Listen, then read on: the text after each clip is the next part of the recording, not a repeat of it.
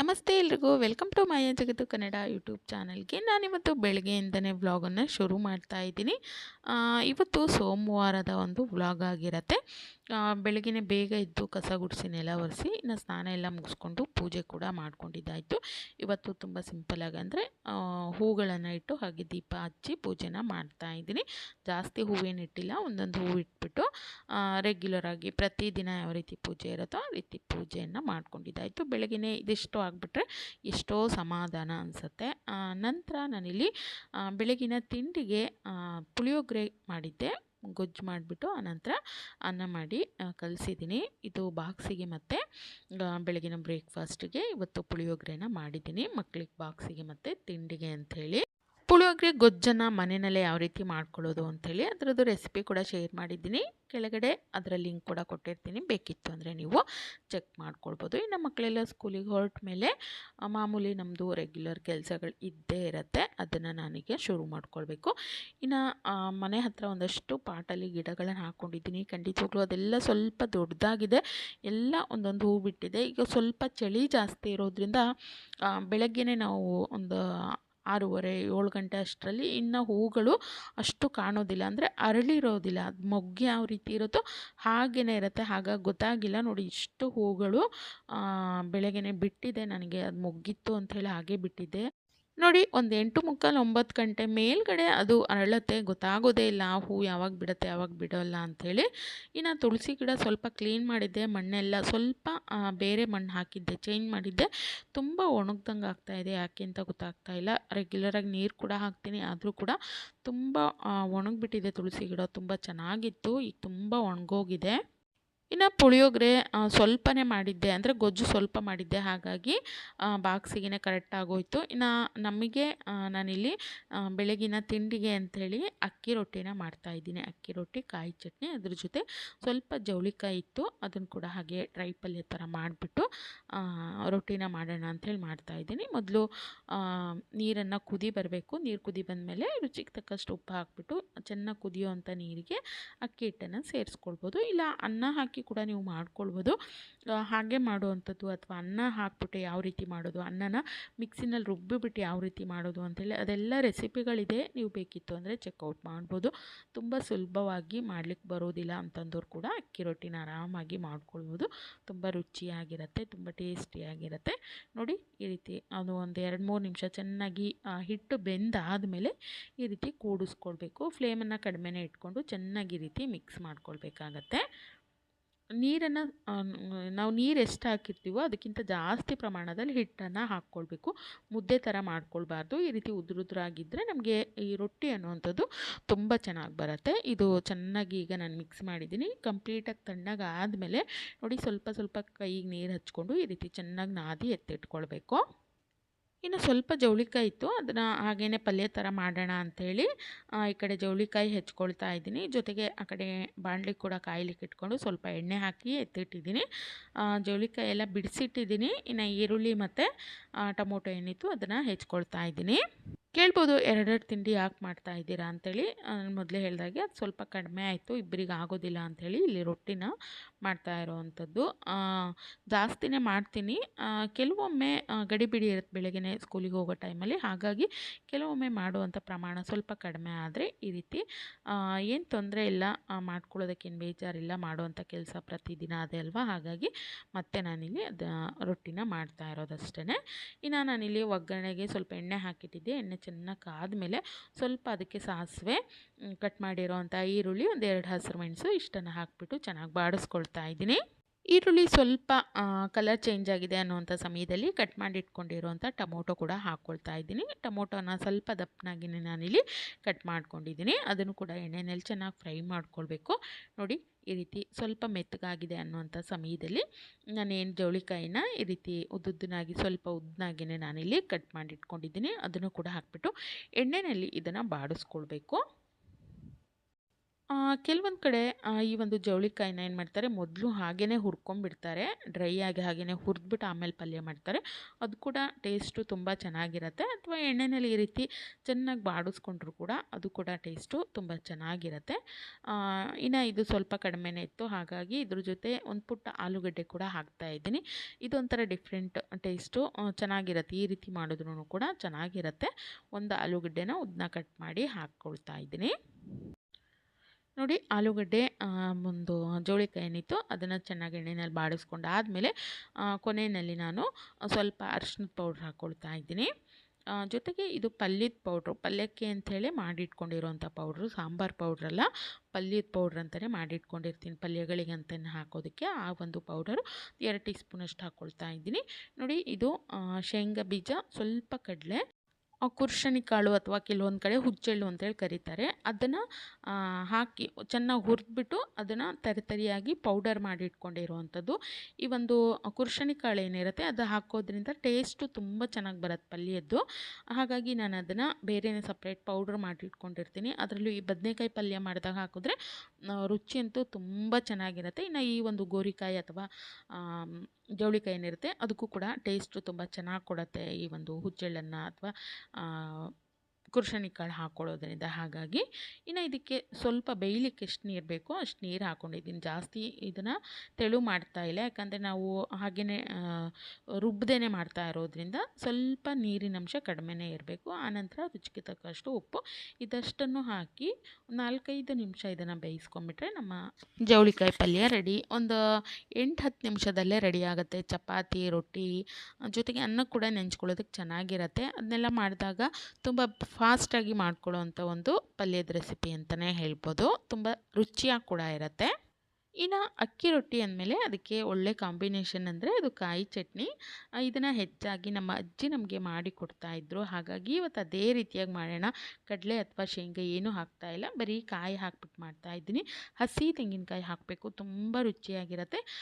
ಹಿಂದೆಲ್ಲ ಮಿಕ್ಸಿ ಇರಲಿಲ್ಲ, ಕಲ್ಲಲ್ಲಿ ಇದನ್ನು ರುಬ್ತಾಯಿದ್ರು. ತುಂಬ ಟೇಸ್ಟಿಯಾಗಿರ್ತಾಯಿತ್ತು ಖಂಡಿತವಾಗ್ಲೂ. ತುಂಬ ರುಚಿ ಅಂದರೆ ತುಂಬ ರುಚಿಯಾಗಿರ್ತಾಯಿತ್ತು. ಹಾಗಾಗಿ ಅದು ನೆನಪಾಯಿತು, ನಾನು ಆ ರೀತಿ ಟ್ರೈ ಮಾಡೋಣ ಅಂಥೇಳಿ ಮಾಡಿದೆ. ತುಂಬ ಚೆನ್ನಾಗಿ ಬಂದಿತ್ತು ಅಂತಲೇ ಹೇಳ್ಬೋದು. ಕಡಲೆ ಶೇಂಗಾ ಏನೂ ಹಾಕಬಾರ್ದು. ಹಾಗೆಯೇ ಸ್ವಲ್ಪ ಹುಣಸೆ ಹಣ್ಣು, ಒಂದು 4-5 ಬೆಳ್ಳುಳ್ಳಿ, ನಿಮಗೆ ಖಾರಕ್ಕೆ ಎಷ್ಟು ಬೇಕೋ ಅಷ್ಟು ಹಸಿರು ಮೆಣಸು. ಇನ್ನು ಆಗೆಲ್ಲ ಹೆಚ್ಚಾಗಿ ಕೊತ್ತಂಬರಿ ಸೊಪ್ಪೆಲ್ಲ ತಂದು ಇಟ್ಕೊಳ್ತಾ ಇರಲಿಲ್ಲ, ಫ್ರಿಡ್ಜ್ ಇರ್ತಾ ಇರಲಿಲ್ಲ. ಇದ್ದರೆ ಹಾಕ್ತಾಯಿದ್ರು, ಇಲ್ಲಾಂದರೆ ಹಾಗೆ ಕೂಡ ಮಾಡ್ತಾಯಿದ್ರು. ನಾನು ಸ್ವಲ್ಪ ಪ್ರಮಾಣದಲ್ಲಿ ಹಾಕಿದ್ದೀನಿ. ಜೊತೆಗೆ ಕಲ್ಲುಪ್ಪು ಇಷ್ಟನ್ನು ಹಾಕಿಬಿಟ್ಟು ಇದನ್ನು ತುಂಬ ನೈಸಾಗಿ ರುಬ್ಬಾರ್ದು, ತರಿಯಾಗಿ ರುಬ್ಕೊಳ್ಬೇಕು. ಆಗ ಒಳ್ಳೆ ಟೇಸ್ಟನ್ನು ಇದು ಕೊಡುತ್ತೆ. ನೋಡಿ, ನಾನಿಲ್ಲಿ ರುಬ್ಬಿದ್ದೀನಿ. ಇನ್ನು ಇದಕ್ಕೆ ಒಗ್ಗರಣೆ ಏನು ಬೇಡ. ಹಾಗೆಯೇ ಇದನ್ನು ಬರೀ ಬಿಸಿ ಬಿಸಿ ಅನ್ನಕ್ಕೂ ಕೂಡ ತುಂಬ ಚೆನ್ನಾಗಿರುತ್ತೆ. ಜೊತೆಗೆ ನಾವು ದೋಸೆ, ಇಡ್ಲಿ ಎಲ್ಲ ಮಾಡ್ತೀವಲ್ಲ ಅದಕ್ಕೂ ಕೂಡ ಈ ರೀತಿ ಮಾಡ್ಕೊಳ್ಬೋದು. ತುಂಬ ಹಸಿಯಾಗಿರೋಂಥ ಕಾಯಿ ಆದರೆ ಇನ್ನೂ ರುಚಿಯಾಗಿ ಬರುತ್ತೆ ಈ ಒಂದು ಚಟ್ನಿ. ಇನ್ನು ಈ ಕಡೆ ನಾನು ಅಕ್ಕಿ ರೊಟ್ಟಿನ ಮಾಡ್ತಾಯಿದ್ದೀನಿ. ಅಂದರೆ ಮಾಮೂಲಿ ನಾವು ಯಾವ ರೀತಿ ರೊಟ್ಟಿ ಮಾಡ್ತೀವಿ ಅಂತಂದರೆ ಈ ರೀತಿ ಹಿಟ್ಟು ಮಾಡ್ಕೊಂಡ್ಬಿಟ್ಟು ಅದಕ್ಕೆ ಅಕ್ಕಿ ಹಿಟ್ಟು ಅಂದರೆ ಒಣ ಹಿಟ್ಟನ್ನು ಹಾಕಿಬಿಟ್ಟು ಲಟ್ಟಿಸ್ಕೊಳ್ಳೋ ಅಂಥದ್ದು. ನಾನಿವತ್ತು ಕೈ ರೊಟ್ಟಿನ ಮಾಡ್ತಾಯಿದ್ದೀನಿ. ಅಂದರೆ ಇದನ್ನು ನಾವು ಚಿಕ್ಕವರಿದ್ದಾಗ ನಮ್ಮ ಅಜ್ಜಿ ನಮಗೆ ಮಾಡಿಕೊಡ್ತಾಯಿದ್ರು. ಇದನ್ನು ಸೌದೆ ಒಲೆಯಲ್ಲಿ ಮಾಡಿಕೊಡ್ತಾಯಿದ್ರು. ತುಂಬ ಟೇಸ್ಟಿಯಾಗಿ ಬರೋದು ಅಂತಲೇ ಹೇಳ್ಬೋದು. ಮನೆಯಲ್ಲಿ ಎಷ್ಟೇ ಜನ ಇದ್ರೂ ಕೂಡ ಇದೇ ರೀತಿಯಾಗಿ ರೊಟ್ಟಿ ಮಾಡಿ ಕೊಡ್ತಾಯಿದ್ರು. ತುಂಬ ಟೇಸ್ಟಿಯಾಗಿರೋದು, ತುಂಬ ರುಚಿಯಾಗಿರೋದು. ಇವತ್ತು ಯಾಕೋ ಬೆಳಗ್ಗೆನೇ ನೆನಪಾಯಿತು, ಹೊಟ್ಟೆ ತುಂಬ ಹಸಿತಾ ಇತ್ತಲ್ಲ, ಹಾಗಾಗಿ ನನಗೆ ಈ ರೀತಿ ರೊಟ್ಟಿನ ತಿನ್ನಬೇಕು ಅನ್ನಿಸ್ತು. ಹಾಗಾಗಿ ಇವತ್ತಿನ ಇದನ್ನು ಟ್ರೈ ಮಾಡ್ತಾ ಇದ್ದೀನಿ. ನೋಡೋಣ ಯಾವ ರೀತಿಯಾಗಿ ಬರುತ್ತೆ ಅಂಥೇಳಿ. ಹಿಟ್ಟೇನು ಹಾಕ್ತೇನೆ, ಬರೀ ನೋಡಿ ಹಿಟ್ಟು ಮಾತ್ರ ತುಂಬ ಸಾಫ್ಟಾಗಿರಬೇಕು, ಗಂಟುಗಳು ಏನೂ ಇರಬಾರ್ದು. ಒಂದು ಹದದಲ್ಲಿ ಮಾಡ್ಕೊಳ್ಬೇಕು. ಅಂದರೆ ತುಂಬ ನೀರೆಲ್ಲ ಜಾಸ್ತಿ ಹಾಕಿ ತುಂಬ ತೆಳುವು ಹಿಟ್ಟನ್ನು ಮಾಡ್ಕೊಳ್ಬಾರ್ದು. ಈ ರೀತಿ ಸ್ವಲ್ಪ ಗಟ್ಟಿಯಾಗೇ ಇರುವಂಥ ಹಿಟ್ಟಾಗಿರಬೇಕು. ಜೊತೆಗೆ ಗಂಟುಗಳು ಇರಬಾರ್ದು ಈ ಒಂದು ಹಿಟ್ಟಲ್ಲಿ. ಆ ರೀತಿ ನಾವು ಈ ಒಂದು ಹಿಟ್ಟನ್ನು ರೆಡಿ ಮಾಡ್ಕೊಂಡಿರಬೇಕು. ಚೆನ್ನಾಗಿ ನಾದ್ಕೊಳ್ಬೇಕು ಕೈಯಲ್ಲಿ. ನೋಡಿ, ಈ ರೀತಿ ಸ್ವಲ್ಪನೇ ನೀರು ಹಚ್ಚಿಬಿಟ್ಟು ಈ ರೀತಿ ಚೆನ್ನಾಗಿ ತಟ್ಕೊಂಡ್ರೆ ಅದು ನೀಟಾಗಿ ಅಗಲ ಆಗ್ತಾ ಹೋಗುತ್ತೆ. ನೋಡಿ, ಇದು ರೆಡಿ ಆಯ್ತು. ಈಗ ತುಂಬ ಚೆನ್ನಾಗಿ ಬರುತ್ತೆ. ಇನ್ನು ಮಾಡ್ಕೊಳ್ಳೋ ಅಂಥ ವಿಧಾನ ಕೂಡ ತುಂಬ ಸುಲಭ ಅಂತಲೇ ಹೇಳ್ಬೋದು. ನಮಗೆ ಲಟ್ಟಿಸೋದಕ್ಕಿಂತ ಈ ರೀತಿ ಕೈಯಲ್ಲಿ ನಿಧಾನವಾಗಿ ತಟ್ತಾ ಹೋದರೆ ಆಯಿತು. ತುಂಬ ಚೆನ್ನಾಗಿ ಅಗಲ ಆಗುತ್ತೆ. ಎಲ್ಲೂ ಕೂಡ ಸ್ವಲ್ಪ ಕೂಡ ಬಿಟ್ಕೊಳ್ಳೋದಿಲ್ಲ ಅಂತಲೇ ಹೇಳ್ಬೋದು. ಅಷ್ಟು ಚೆನ್ನಾಗಿ ಬರ್ತಾಯಿದೆ. ನಾನು ಮೊದಲೇ ಹೇಳಿದಾಗೆ ಇದು ನಾನು ಫಸ್ಟ್ ಟೈಮ್ ಟ್ರೈ ಮಾಡ್ತಾ ಇರೋದು. ನಮ್ಮ ಅಜ್ಜಿ ಮತ್ತು ನಮ್ಮಮ್ಮ ಎಲ್ಲ ಇದೇ ರೀತಿಯಾಗಿ ಮಾಡ್ತಾಯಿದ್ರು.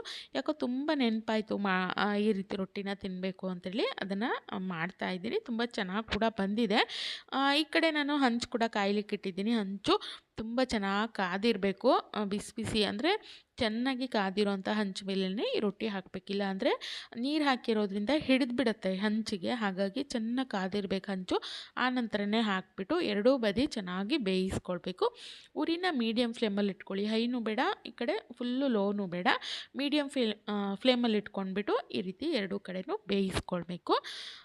ನಾವು ಈಗೇನು ಮಾಡ್ತೀವಿ, ಹೆಚ್ಚಾಗಿ ಕೆಲವೊಬ್ಬರಂತೂ ಮನೆಯಲ್ಲಿ ರೊಟ್ಟಿಗಳನ್ನು ಕೂಡ ಮಾಡೋದಿಲ್ಲ, ಅದನ್ನು ಕೂಡ ಹೊರಗಡೆಯಿಂದ ತರಿಸ್ಕೊಂಡು ತಿಂತಾರೆ. ಅಂಥದ್ರಲ್ಲಿ ನಾವು ಹಳೆ ಕಾಲದ ಅನೇಕ ರೆಸಿಪಿಗಳನ್ನೇ ಮರ್ತೋಗಿದ್ದೀವಿ ಅಂತಲೇ ಹೇಳ್ಬೋದು. ನಮ್ಮ ಜೀವನ ಶೈಲಿ ಆಗಿರ್ಬೋದು ಅಥವಾ ನಮ್ಮ ಆಹಾರ ಪದ್ಧತಿ ಎಲ್ಲನೂ ಬದಲಾಗಿದೆ. ಯಾಕಂದರೆ ಈಗ ಫಾಸ್ಟ್ ಫುಡ್ಡಿಗೆ ನಾವು ಎಲ್ಲರೂ ಮಾರು ಹೋಗಿಬಿಟ್ಟಿದ್ವಿ. ಅದೇ ನಮಗೆ ಟೇಸ್ಟ್ ಅನಿಸುತ್ತೆ, ಅದೇ ರುಚಿ ಕೊಡುತ್ತೆ. ತಕ್ಷಣಕ್ಕೆ ಈಗಂತೂ ಎಲ್ಲ ಆರ್ಡರ್ ಮಾಡ್ಕೊಳ್ಳೋದು, ತಿನ್ನೋವಂಥದ್ದು. ಹೆಚ್ಚಾಗಿ ಮನೆಯಲ್ಲಿ ಕೂಡ ಮಾಡೋದು ಕಡಿಮೆ ಅಂತಲೇ ಹೇಳ್ಬೋದು. ಏನಾದರೂ ಬೇಕಿತ್ತು ಅಂದರೆ ತರಿಸ್ಕೊಂಡು ತಿನ್ನೋವಂಥದ್ದು ಈ ರೀತಿಯಾಗಿ ಆಗ್ತಾಯಿದೆ. ಹಾಗಾಗಿ ಅನೇಕ ಒಂದು ಅಡುಗೆಗಳನ್ನೇ ಮರ್ತೋಗಿದ್ದೀವಿ ಅಂತಲೇ ಹೇಳ್ಬೋದು. ಇವತ್ತು ಈ ರೊಟ್ಟಿ ಮಾಡ್ತಾ ಮಾಡ್ತಾ ಖಂಡಿತವಾಗ್ಲೂ ನನ್ನ ಬಾಲ್ಯದ ದಿನಗಳು ನೆನಪಾದವು ಅಂತಲೇ ಹೇಳ್ಬೋದು.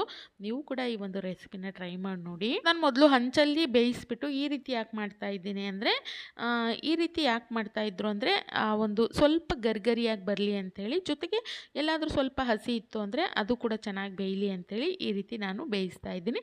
ಈ ರೀತಿ ಕೆಂಡದಲ್ಲಿ ಬೇಯಿಸ್ತಾ ಇದ್ರು ಮೊದಲು, ಹಂಚಲ್ಲಿ ಬೇಯಿಸಿ ಕೆಂಡ ಉಳಿದಿರೋಂಥ ಎಲ್ಲ ರೊಟ್ಟಿಗಳನ್ನು ನಾನು ಇದೇ ರೀತಿಯಾಗಿ ಮಾಡ್ತಾ ಇದ್ದೀನಿ. ಒಂದು ಕೂಡ ಕಿತ್ತೋಗಲಿಲ್ಲ, ಆ ಕಡೆ ಕಡೆ ಸೈಡೆಲ್ಲ ಹರಿಯುವಂಥದ್ದು ಈ ರೀತಿ ಏನೂ ಆಗಲಿಲ್ಲ.